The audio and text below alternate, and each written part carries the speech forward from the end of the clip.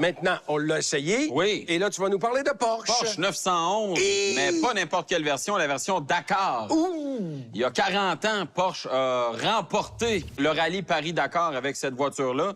Et c'était assez iconique comme modèle quand même parce que... Oui. Ça se comparait à toutes sortes d'autres véhicules, mais pas des coupés sport. La plupart des autres avaient des 4x4 et toutes sortes de modèles. Mais Porsche est arrivé avec une version modifiée, surélevée, avec un rouage intégral. Oui, parce qu'à l'époque, on n'avait pas de Cayenne puis des affaires. Ben non, de on même, était bien loin de ça. Et c'est une voiture quand même qui a été mythique pour l'histoire de la 911. Et 40 ans plus tard, on revient avec une version modernisée de la 911 Dakar qui reprend un peu les mêmes éléments dans le sens qu'on a une suspension surélevée. On a le même genre de style aussi qui est disponible à tout le moins là, avec deux tons, bleu et blanc.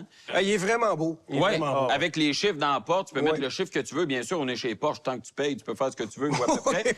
Il y a plusieurs kits aussi de décalcomanie qu'on peut avoir. Mais moi, c'est pas ce que j'avais sur la version que j'avais à l'essai. C'est une version de couleur vert sauge avec, bien sûr... C'est un peu plate comme couleur, d'ailleurs. C'est un peu plate, mais ça n'a pas nuit à la remarquabilité du véhicule. Non, je me suis fait remarquer avec ce véhicule-là. Ça n'a pas d'allure. Oh, mais t'es habitué.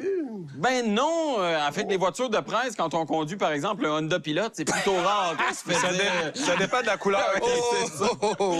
Mais bon, cette voiture-là, quand même, fait beaucoup d'heureux sur son passage, beaucoup de pouces en l'air. Tout le monde la reconnaît. Mais même ça marche?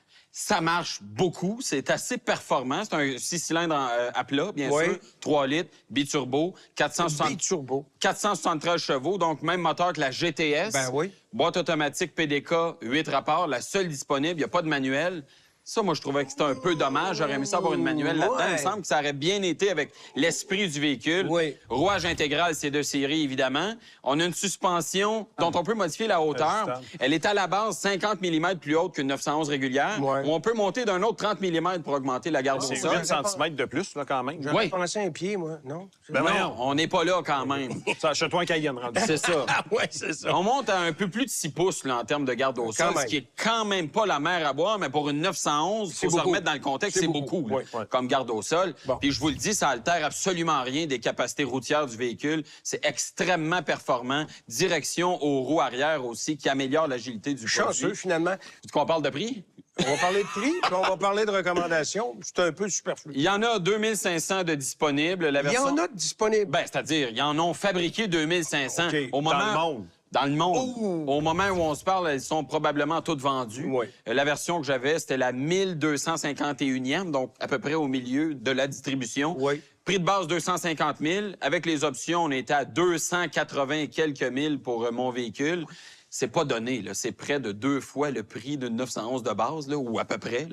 C'est quand même assez dispendieux, mais chose certaine, c'est une voiture qui va être extrêmement exclusive et sans doute qui va conserver une très grande valeur avec les années. OK.